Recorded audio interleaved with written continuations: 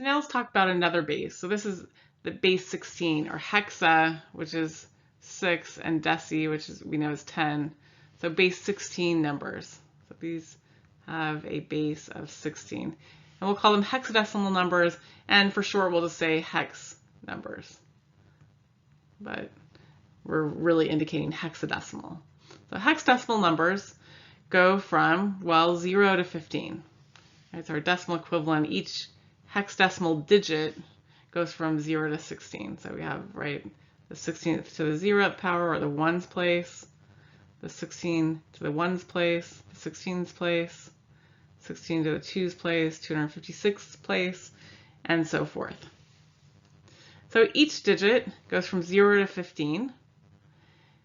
And we notice that, well, once we get to 9, 0 through 9, we can just use decimal numbers to indicate those values. But after that, we start going into 2 digits in our decimal numbers, so 10, and we really want 1 digit to represent that value. And so after 9, we start with A, so A is equivalent to 10, B is equivalent to 11, C is equivalent to 12, and so forth until we get to F. So now after 9, we have A through F for our hex digits. And we'll notice that the binary equivalent for these hex digits actually can use 4 bits. So in binary, we go from 0, 0, 0, 0. To get to 15, we go to 1, 1, 1, 1. And so a single hex digit can represent 4 bits, or 4 binary digits. So we use hex numbers for 2 things: representing numbers in base 16 and as a shorthand for binary.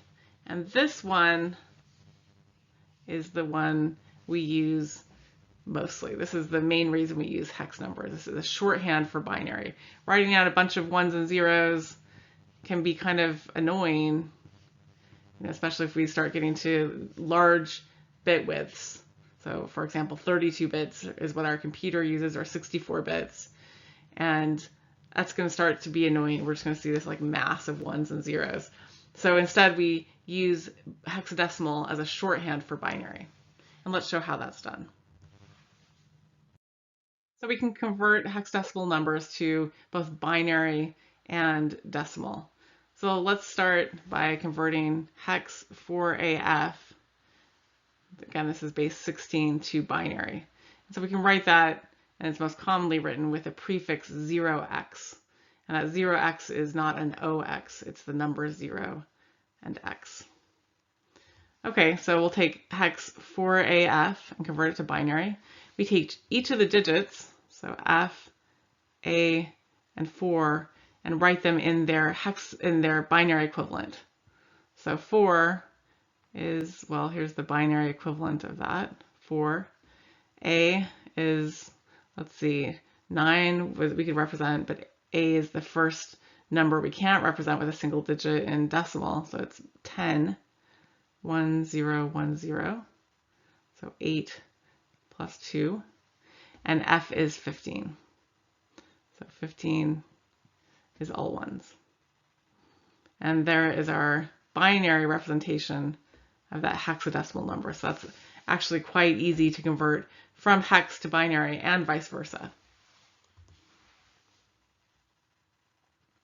Now we want to convert from hexadecimal to decimal. So 4AF, we have a weight of 16 to the 0, 16 to the 1, and 16 to the 2, or the ones place, the 16s place, and the 256's place. So we get 4 times 16 to the 2, or 256, plus A times 16 to the 1, plus F times 16 to the 0. Or in other words, 4 times 256 plus 10 times 16 plus F is 15 times 1. And we add those all together, and we get 1,199 in decimal, in base 10.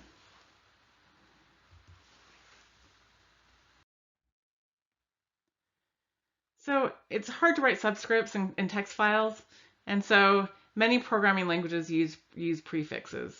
So for example, 0x, like we talked about, is an easy thing to type. This base 16 is hard to type, especially in a program, for example, in a C or Java program. And we can prefix binary numbers with 0b. Again, this is the number 0, not the letter O. So 0b 1101 is the same as 1101 base 2. And you can use whichever whichever version you want, the base 2, in written assignments and exams. But so this is the most common way to write a hex number, and binary numbers can be written with that prefix 0b.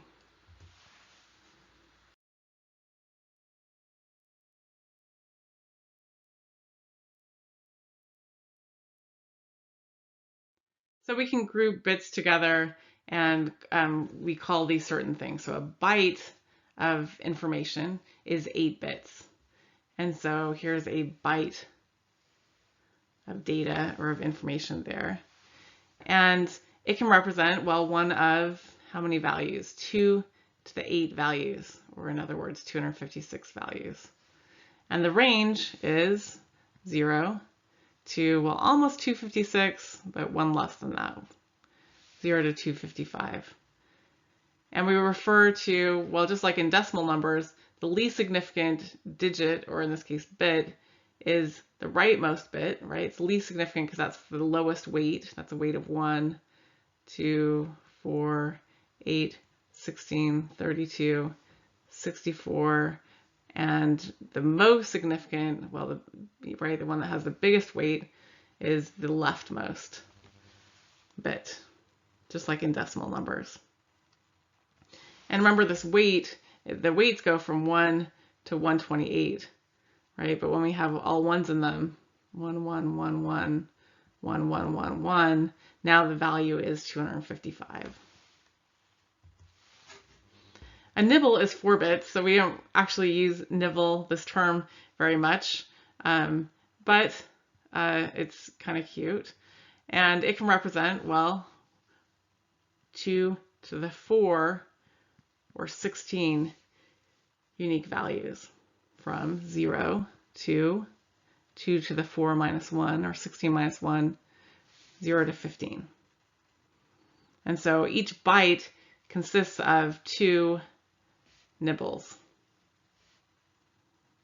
And one binary digit is, well, obviously just a single bit. One hex digit is 4 bits, right? Each hex digit, so this would be, for example, 6 and 9. This would be hex 96. So one hex digit is 4 bits, or 2 nibbles, and 2 hex digits make a single byte.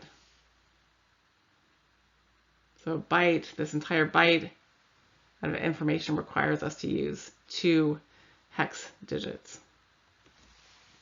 And just like bits, the most significant byte of data, in this case our 2 hex digits CE, is on the left, and the least significant byte is on the right. In this case, the least significant byte is hex D7.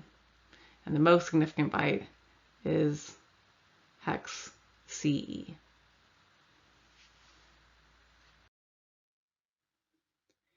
And we can have, even larger powers of 2, not just, using 8, groups of 8. We can have 10 bits of information, or if we have something that's 2 to the 10, we have a kilo, whatever that is. If we have 2 to the 10 bytes, we'll have a kilobyte of data. 2 to the 20 is mega, 2 to the 30 is giga, 2 to the 40 tera, 2 to the 50 peta, and 2 to the 60 exa. And so we use these terms, even though it's not quite right. 2 to the 10 is, well, we know what 2 to the 10 is. It's 1024. It's pretty close to 1,000. And so we kind of overload that term kilo to indicate close to 1,000, but really it's 1024. So if we get a kilobyte of data, then it's actually 1024 bytes.